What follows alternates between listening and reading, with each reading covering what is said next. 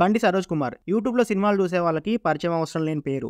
ఆయన తీసిన నిర్బంధం అప్పట్లోనే ఒక హానెస్ట్ అటెంప్ట్. మనం రివ్యూ కూడా చేశాం. ఇప్పుడు పరాక్రమం అనే మూవీని థియేటర్ రిలీజ్ చేశారు. హైదరాబాద్లో కేవలం 4 షోలు వేయడం బాధాకరం. ఆ టైమింగ్స్ మనకు సెట్ అవ్వక ఆ రివ్యూ కొద్దిగా లేట్ అయింది, ఏమనుకోకండి. ఆయన ముందు తీసిన సినిమాలు ఎలా ఉన్నాయో మర్చిపోయి ఈ సినిమా గురించి మాట్లాడుకుందాం. Coming to the story line, ఒక ఊరి రాజు అనే డ్రామా ఆర్టిస్ట్ ఉంటాడు. ఊర్లో బాగా క్రేజ్ ఉన్న మనిషి. అతని చుట్టూ జరిగిన సిరీస్ ఆఫ్ ఈవెంట్సే ఈ cinema. Coming to the positives, ఈ సినిమాలో కాన్సెప్ట్ చాలా స్ట్రాంగ్గా ఉండింది.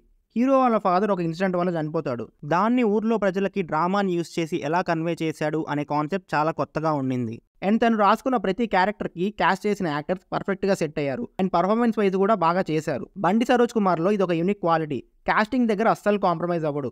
ఒకసారి అతని మాంగళ్యం యాక్టర్ సెలక్షన్ వీడియో చూడండి, మీకే తెలుస్తుంది.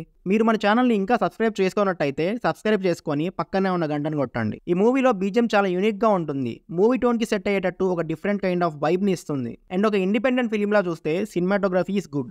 ఈ మూవీలో కాన్వర్సేషన్స్ చాలా న్యాచురల్గా ఉంటాయి. బండి సరోజ్ కుమార్ గారు ఇలాంటి న్యాచురల్ కాన్వర్సేషన్స్ రాయడంలో expert. Coming to the negatives, writing చాలా బిలో పార్ ఉండింది భయ్య.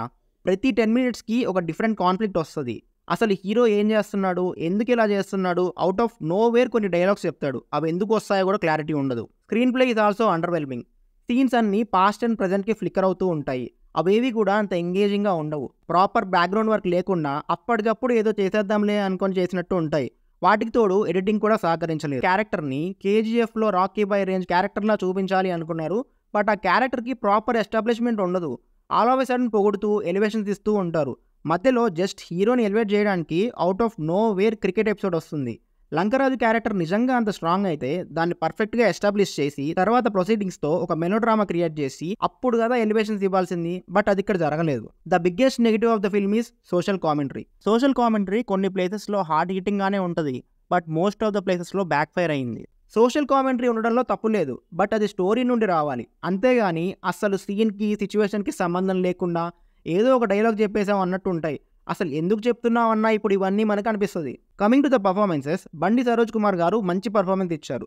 సినిమాలో ఒక పిచ్చామ క్యారెక్టర్ చేసిన లేడీ కూడా బాగా చేసింది. And the final verdict is it's a below average film. నాకు బండి సరోజ్ కుమార్ గారు తీసిన ప్రీవియస్ ఫిలిం నిర్బంధం చాలా ఇష్టం. మాంగళ్యం కూడా డీసెంట్గానే ఉంటుంది. ఆయన నుండి ఇలాంటి ప్రోడక్ట్ అస్సలు ఎక్స్పెక్ట్ చేయలేదు. Hope he bounce back stronger. మళ్ళీ నెక్స్ట్ వీడియోలో కలుద్దాం. Until then signing off team movies for you.